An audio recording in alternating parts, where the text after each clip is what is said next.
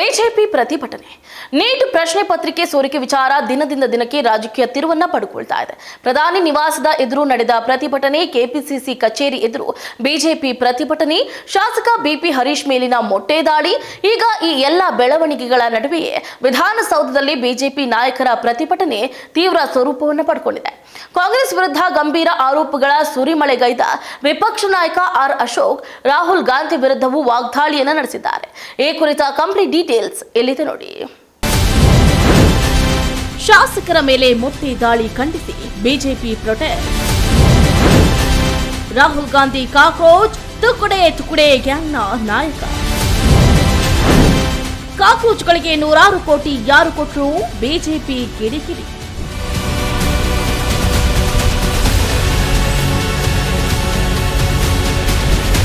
KPCC ಕಚೇರಿ ಎದುರು ನಡೆದ ಪ್ರತಿಭಟನೆ ವೇಳೆ ಬಿಜೆಪಿ ಶಾಸಕ ಬಿಪಿ ಹರೀಶ್ ಮೇಲೆ ಮೊಟ್ಟೆ ಎಸೆದ ಘಟನೆ ಖಂಡಿಸಿ ಬಿಜೆಪಿಯ ನಾಯಕರು ವಿಧಾನಸೌಧದ ಗಾಂಧಿ ಪ್ರತಿಮೆಯ ಎದುರು ಪ್ರತಿಭಟನೆಯನ್ನ ನಡೆಸಿದರು. ರಾಹುಲ್ ಗಾಂಧಿ ಹಾಗೂ ರಾಜ್ಯ ಸರ್ಕಾರದ ವಿರುದ್ಧ ಘೋಷಣೆಗಳನ್ನು ಕೂಗಿ ಕಾಂಗ್ರೆಸ್ ವಿರುದ್ಧ ಆಕ್ರೋಶವನ್ನು ವ್ಯಕ್ತಪಡಿಸಿದರು. ಇನ್ನು ಪ್ರತಿಭಟನೆ ವೇಳೆ ಮಾತನಾಡಿದ ವಿಧಾನಸಭೆಯ ವಿರೋಧ ಪಕ್ಷದ ನಾಯಕ ಆರ್ ಅಶೋಕ್, ಕಾಂಗ್ರೆಸ್ ಬೆಂಬಲಿತ ಸಿಜೆಪಿ ಕುರಿತು ಪ್ರಶ್ನೆಗಳ ಸುರಿಮಳೆಯನ್ನ ಗೈದರು. ಇನ್ನು ಸಿಜೆಪಿಗೆ 100 ಕೋಟಿ ರೂಪಾಯಿ ಯಾರು ಕೊಡ್ತಿದ್ದಾರೆ? ಪ್ರತಿಭಟನಾಕಾರರಿಗೆ ಇಷ್ಟೊಂದು ಹುಮ್ಮಸ್ಸನ್ನ ಯಾರು ನೀಡ್ತಿದ್ದಾರೆ ಅನ್ನೋದೇ ಇದೀಗ ಯಕ್ಷ ಪ್ರಶ್ನೆಯಾಗಿದೆ. ಊಟ ತಿಂಡಿ ಎಲ್ಲಿಂದ ಬರ್ತಿದೆ ಅನ್ನೋದು ಗೊತ್ತಿದೆ ಅಂತಹ ಸಂಘಟನೆಗಳಿಗೆ ಕಾಂಗ್ರೆಸ್ ಬೆಂಬಲ ನೀಡ್ತಾ ಇರೋದು ಅದರ ಹೀನ ರಾಜಕೀಯ ಸಂಸ್ಕೃತಿಯನ್ನ ತೋರಿಸ್ತಿದೆ ಅಂತ ಪ್ರತಿಪಕ್ಷ ನಾಯಕ ಆರ್ ಅಶೋಕ್ ಅವರು ಕಿಡಿಕಾರೆ.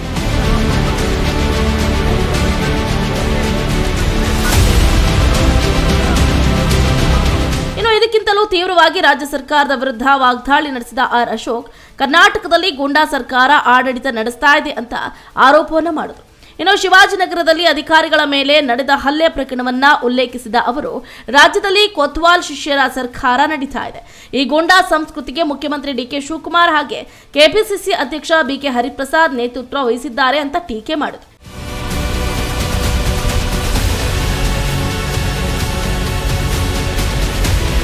ಇನ್ನು ಪ್ರತಿಭಟನೆಯಲ್ಲಿ ಭಾಗವಹಿಸಿದ್ದ ವಿಧಾನಸಭೆ ವಿರೋಧ ಪಕ್ಷದ ಉಪನಾಯಕ ಅರವಿಂದ್ ಬೆಲ್ಲದ್, ಚಲವಾದಿ ನಾರಾಯಣಸ್ವಾಮಿ, ರಾಜ್ಯಾಧ್ಯಕ್ಷ ವಿಜೇಂದ್ರ ಸೇರಿದಂತೆ ಅನೇಕ ಬಿಜೆಪಿ ನಾಯಕರು ಕೂಡ ಕಾಂಗ್ರೆಸ್ ವಿರುದ್ಧ ವಾಗ್ದಾಳಿಯನ್ನು ನಡೆಸಿದರು. ನೀಟ್ ಪರೀಕ್ಷೆಯಲ್ಲಿ ನಡೆದ ಅಕ್ರಮಗಳ ವಿರುದ್ಧ ಕೇಂದ್ರ ಸರ್ಕಾರ ಈಗಾಗಲೇ ಕ್ರಮವನ್ನ ಕೈಗೊಂಡಿದೆ. ಭವಿಷ್ಯದಲ್ಲಿ ಇಂತಹ ಘಟನೆಗಳು ಮರುಕಳಿಸದಂತೆ ಸುಧಾರಣಾ ಕ್ರಮಗಳನ್ನು ಜಾರಿಗೆ ತರ್ತಾ ಇದೆ ಎಂದರು. ಆದರೂ ಕಾಂಗ್ರೆಸ್ ದೇಶದಲ್ಲಿ ಅರಾಜಕತೆ ಸೃಷ್ಟಿ ಮಾಡಿ ವಿದ್ಯಾರ್ಥಿಗಳನ್ನ ತಪ್ಪು ದಾರಿಗೆ ಎಳಿತಾ ಇದೆ ಅಂತ ಆರೋಪವನ್ನು ಮಾಡಿದ್ರು.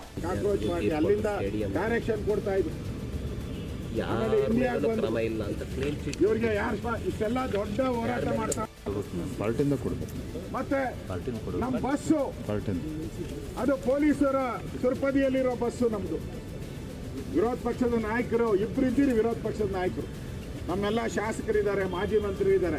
ಒಂದು ಕಾಮನ್ ಸೆನ್ಸ್ ಬೇಡ ಅಂದ್ರಿ, ಪ್ರೊಟೆಕ್ಷನ್ ಕೊಡಬೇಕು ಅಂತ ಹೇಳ್ಬಿಟ್ಟು ಪ್ರೊಟೆಕ್ಷನ್ನೇ ಇಲ್ಲ ನಮಗೆ. ಕಾಂಗ್ರೆಸ್ ಆಫೀಸ್ ಮುಂದೆ 200 ಜನ ಪ್ರೊಟೆಕ್ಷನ್ನು, ನಮ್ಮ ಬಸ್ಗೆ ಒಬ್ಬನು ಪ್ರೊಟೆಕ್ಷನ್ನೇ ಇಲ್ಲ.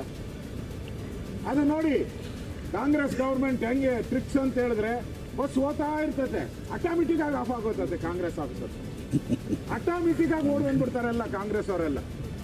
ಬಸ್ ಮುಂದೆ ಬಂದು ಹೊಡೆದು, ಲಾಠಿ ತಗೊಂಡು ಹೊಡೆದು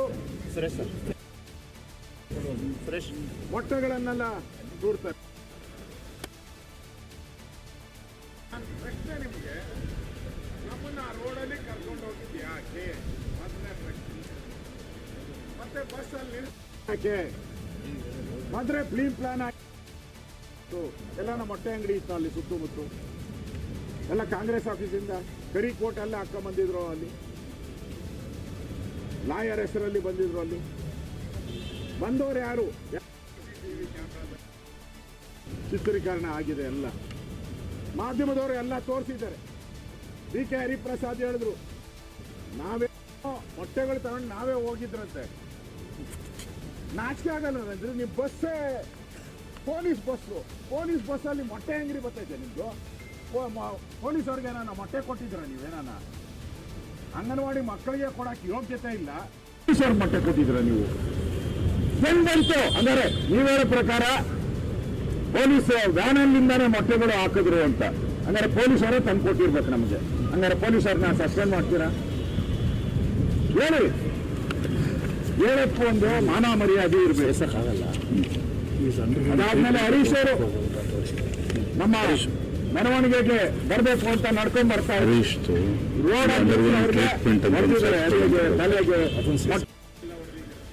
ಇನ್ನು ವಿಧಾನ ಪರಿಷತ್ನ ವಿರೋಧ ಪಕ್ಷದ ನಾಯಕ ಚಲುವಾದಿ ನಾರಾಯಣಸ್ವಾಮಿ ಕೂಡ ರಾಹುಲ್ ಗಾಂಧಿ ವಿರುದ್ಧ ವಾಗ್ದಾಳಿಯನ್ನ ನಡೆಸಿದರು.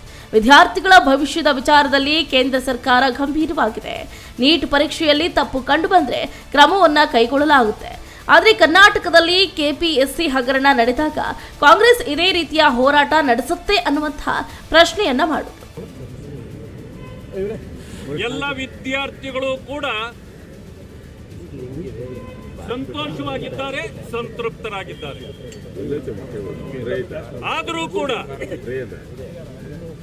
ದೇಶದ್ರೋಹಿಗಳನ್ನ, ದೇಶ ವಿರೋಧಿ ಶಕ್ತಿಗಳನ್ನ,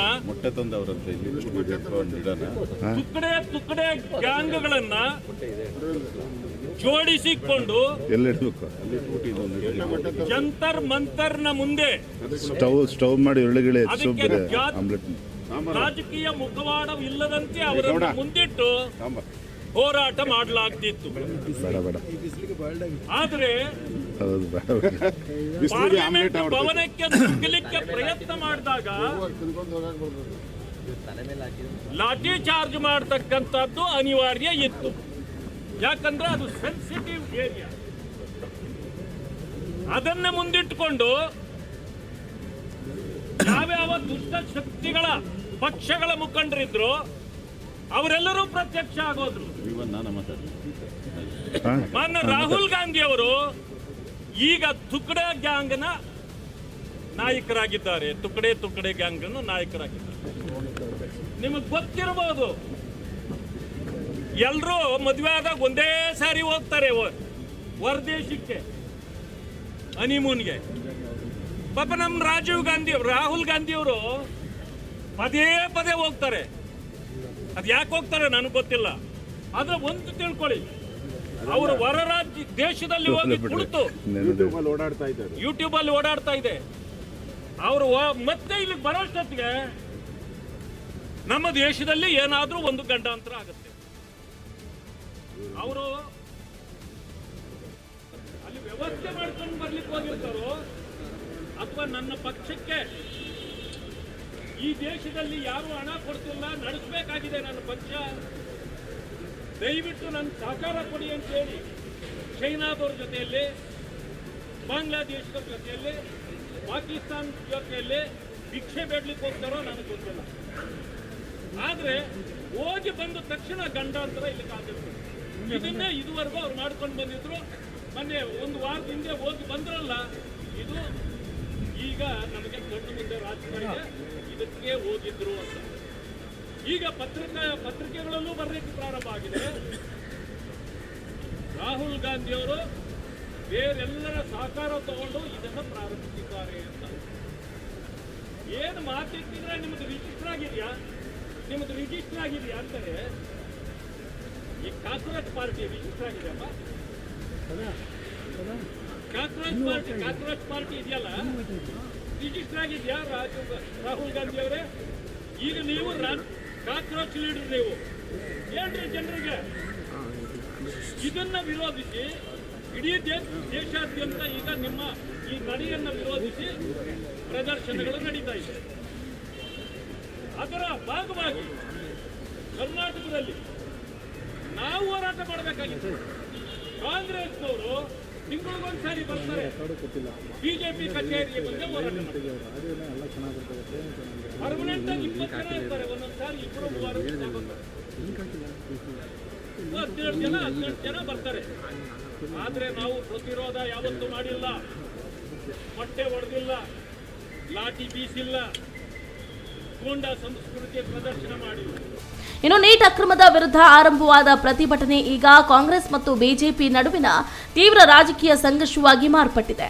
ಒಂದು ಕಡೆ ಕಾಂಗ್ರೆಸ್ ಕೇಂದ್ರ ಸರ್ಕಾರವನ್ನ ಗುರಿಯಾಗಿಸಿಕೊಂಡ್ರೆ, ಮತ್ತೊಂದು ಕಡೆ ಬಿಜೆಪಿ ಕಾಂಗ್ರೆಸ್ ಹಾಗೆ ಪ್ರತಿಭಟನೆಗೆ ಬೆಂಬಲ ನೀಡುತ್ತಿರುವ ಸಂಘಟನೆಗಳ ವಿರುದ್ಧ ತೀವ್ರ ಆರೋಪಗಳನ್ನ ಮಾಡ್ತಿದೆ. ಮುಂದಿನ ದಿನಗಳಲ್ಲಿ ಈ ರಾಜಕೀಯ ವಾಕ್ಸಮರ ಇನ್ನಷ್ಟು ತೀವ್ರಗೊಳ್ಳುವ ಸಾಧ್ಯತೆ ಇದೆ. Renuka K, political bureau, speed news Kannada, Bengaluru. ನೋಡಿದ್ರಲ್ಲ, ನೀಟ್ ಅಕ್ರಮದ ವಿಚಾರ ಇದೀಗ ಕೇವಲ ಪರೀಕ್ಷೆಯ ಪ್ರಶ್ನೆಯಾಗಿ ಉಳಿದಿಲ್ಲ. ಕಾಂಗ್ರೆಸ್ ಮತ್ತು ಬಿಜೆಪಿ ನಡುವಿನ ತೀವ್ರ ರಾಜಕೀಯ ಆರೋಪ ಪ್ರತ್ಯಾರೋಪಗಳಿಗೆ ವೇದಿಕೆ ಆಗಿದ್ದು, ಪ್ರತಿಭಟನೆಗಳು ದಿನದಿಂದ ದಿನಕ್ಕೆ ಉಗ್ರ ಸ್ವರೂಪವನ್ನ ಪಡ್ಕೊಳ್ತಾ ಇದೆ. ಆರೋಪಗಳಿಗೆ ಪ್ರತಿಯಾಗಿ ಕಾಂಗ್ರೆಸ್ ಯಾವ ರೀತಿಯ ಉತ್ತರವನ್ನ ಕೊಡಲಿದೆ ಅನ್ನೋದನ್ನ ಈಗ ರಾಜಕೀಯ ವಲಯದಲ್ಲಿ ಚರ್ಚೆ ಮಾಡಲಾಗಿದ್ದು, ಮುಂದಿನ ಹಂತದಲ್ಲಿ ಇದು ಯಾವ ಸ್ವರೂಪವನ್ನ ಪಡ್ಕೊಳ್ಳುತ್ತೆ ಅನ್ನೋದನ್ನು ಕೂಡ ನೀವು ಕಾದಷ್ಟೇ ನೋಡಬೇಕಾಗಿದೆ. ಇದಾಗುತ್ತೆ ಇವರಿಗಿನ ಅಪ್ಡೇಟ್. ನೋಡ್ತಾ ಇರಿ ಸ್ಪೀಡ್ ನ್ಯೂಸ್, ನಿಮ್ಮದು ವೇಗ ನಮ್ಮದು.